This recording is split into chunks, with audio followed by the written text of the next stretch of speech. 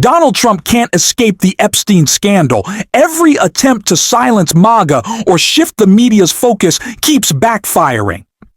His latest flip-flop on the investigation may be his most obvious sign of guilt yet. When asked how the case should move forward, he panicked, gave a vague answer, and walked off before facing any follow-up questions. Now, before we get into that question that Trump was asked, we need to start with a bit of context, and that comes to us from Jasmine Crockett calling out Trump right here.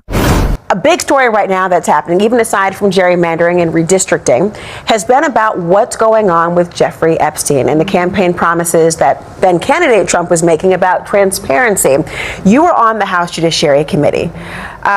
Democrats on that committee are calling for Trump administration officials to testify about how they've been handling this entire investigation. What would you ask them? Oh, I mean, there's a long list, but I can tell you that I serve as the ranking member of oversight as the subcommittee on judiciary. We just had a hearing today, and they decided to go after our nonprofit organizations. But what we did is we focused on what the American people want to hear about and what we should be doing, which is actual judicial oversight. And so we should be calling in Pam Bondi. We should put her under oath to testify in front of judiciary on the House side. About Epstein? About Epstein, absolutely. What do you want to know? Well, first of all, she said, I've got the files on my desk. Then the next thing you know, she said, well, wait a minute, there are no files. Which one is it? When were you lying? And why are you lying? What is the cover up? We know that your boss indicated that he was going to release the files. What is the holdup on releasing the files? And how are you going to go about determining what is relevant, right? What is, I forgot the exact term that he used, but that's basically what he said, right? Like, what is going to be your process? But ultimately, I want to know not just about specifically the Epstein files, but how she is running this DOJ.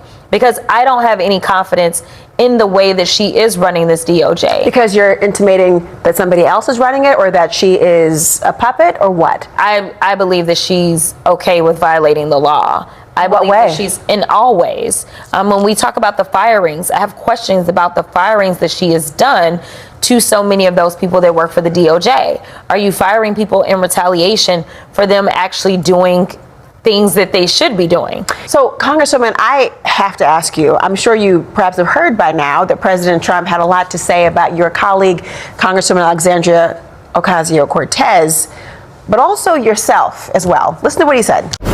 As is so often the case, Democrats need to be taking a page out of the Jasmine Crockett playbook and bringing the same level of energy, intensity, and emotion. Be emotional. Be upset about this. Talk like a normal person. Donald Trump has either lied to his entire base and exploited the victims of these disgusting crimes, or he's covering up the fact that he was involved in them. That should have you upset and speaking like a normal person. And it's why we continue to see calls from all sides for Donald Trump to open up these files, or as was previously offered up by some in MAGA world, appoint a special prosecutor, an independent special prosecutor. What could be so wrong with that? Well, in fact, this morning, Donald Trump made an admission about that, and he said that he might find it interesting right before he changed his mind. But first, let's take a look. Donald Trump supports special prosecutor for Epstein case. Ally says President Trump has thrown his support behind the appointment of a special prosecutor to reportedly look into a slew of government-affiliated actions in a push for accountability, including a full probe into the Jeffrey Epstein case and allegations against former Secretary of State Hillary Clinton and former special counsel Jack Smith. According to John Solomon, the journalist and Trump ally previewed his Wednesday interview with Trump on Steve Bannon's War Room, saying the president told him, "Let's just do it." Regarding the appointment of a special counsel related to Epstein, Solomon's report means that, if appointed, a special prosecutor would then handle the case instead of Bandy serving as an independent counsel. So Donald Trump agrees we should have a special prosecutor, someone independent outside the administration, to go through these files and to share their findings with the public. Who wouldn't agree with that? Well, only a few hours later, Donald Trump wouldn't, and he ran away when he was confronted on it. President Trump, would you consider appointing a special counsel to investigate the Jeffrey Epstein investigation? I have nothing to do with it. Donald Trump was asked about appointing a special prosecutor and immediately ran off, avoiding follow-up questions. Just hours earlier, he reportedly told allies he was considering it. But now he claims he has no control over it. Why the change? Likely because he realized a real investigation wouldn't end quietly. It would expose more. His sudden retreat is a clear sign of fear. Maybe even guilt. Trump's denial only makes things worse as MAGA's deflections keep backfiring. And Jasmine Crockett called it out again. This clip is right here. Thank you so much, Mr. Chairman, and thank you so much to our witnesses for being here. Unfortunately, we are witnessing today yet another political stunt, plain and simple. Republicans are here drawing a clear line in the sand. They will stop at nothing to advance Donald Trump's agenda and the dangerous blueprint laid out in Project 2025, even if it means targeting the very groups that are working to protect our communities and support our law enforcement agencies. Let's be clear, my colleagues across the aisle have shown little to no interest in working with Democrats on real solutions for the American people. Instead of addressing pressing civil rights issues constituents actually care about, like wrongful deportations of U.S. citizens, ongoing efforts to undermine voting rights, or the serious flaws in our criminal justice system, this committee is spending its time holding a hearing with a title that sounds like it was ripped from a conspiracy blog. This hearing, how leftist nonprofit networks exploit federal tax dollars to advance a radical agenda. Really? I mean, when I listened to you, Mr. Chairman, who I do respect, I heard you say things about why is it that we're giving money in other places? And I want to make sure that I answer that question, because to put America first looks like we are going to keep American citizens safe. There is a such thing as soft power, and that is exactly what we were trying to do when we engaged in things such as USAID. When you start to talk about whether or not Sesame Street or anything else that's on NPR or PBS ends up in other places, this is so that there is not this warped thought process about the Western world or about the United States. We're talking about making sure that we don't end up allowing people to be radicalized against us because they have a terrible vision of us, because they may be in a government that actually puts out bad, terrible propaganda about us. So for pennies on the dollar, we are able to educate those around the world on who we really are in America and keep Americans safe.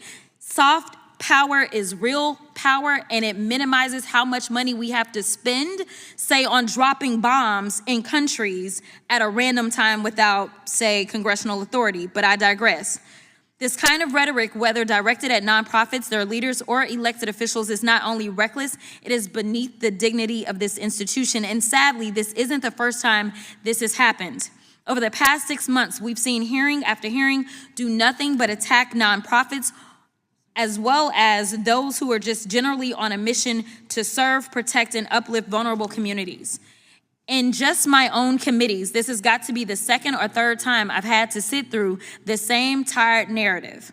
If my Republican colleagues are truly concerned about taxpayer dollars being misused for political agendas, I'd encourage them to take a long, hard look in the mirror. But since we're here again, spending more of the American people's money and time on political theater, let's at least stick to the facts.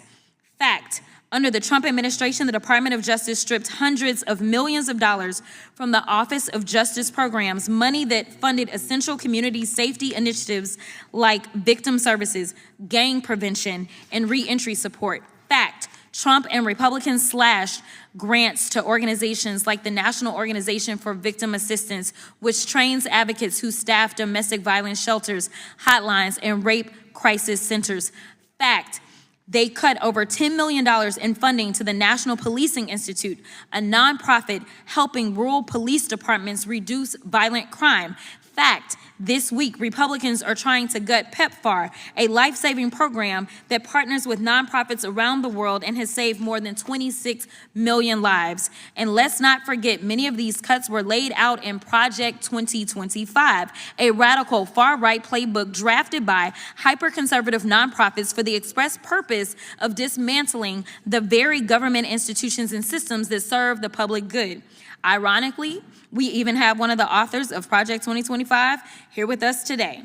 So let's not pretend this is about nonprofit accountability, because if it were, this committee would also be investigating the Conservative Partnership Institute, which has pushed anti-immigrant, anti-LGBTQ+, and anti-vaccine propaganda and hosted efforts to challenge the 2020 election. Mind you, as we have these organizations that are pushing anti-vaccine propaganda, we know that measles has reached a 30-year high when measles had actually been over and done with. But now that we don't believe in vaccines, now children are our targets, unfortunately, and yes, they are dying. The New Century Foundation, a white nationalist organization that somehow maintains its 501c3 status to launder hate speech through the language of intellectual inquiry.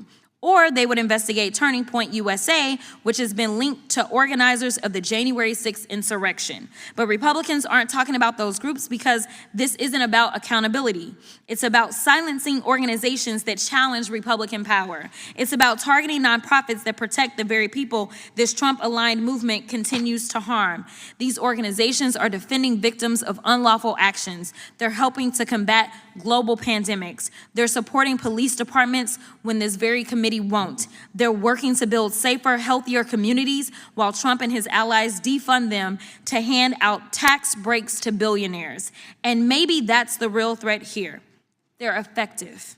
They get people off the streets, out of prison, and into opportunity. They educate people about injustice, and that apparently scares some folks more than any so-called radical agenda. Because the only thing truly radical about these nonprofits is their belief that human beings deserve dignity, opportunity, and equal protection under the law. Values my Republican colleagues seem to have forgotten, along with love thy neighbor. So instead of demonizing the groups trying to do right by our communities, maybe we should be asking how to support them, how to ensure taxpayer dollars reach the people who need them most, because this hearing should be about public safety, not political vendettas. Until that happens, these hearings are doing more harm than good. Thank you, Mr. Chairman, and I yield back. Mega will try to distract, but we must stay focused. This story perfectly reflects the deep betrayal within this administration. We will keep calling it out and covering it every single day on this show. And if you want to support that, as always, you can hit that subscribe button and leave a like on this video. And if you stuck around at the end, you can drop the blue heart in the comments. And until next time, I will see you soon.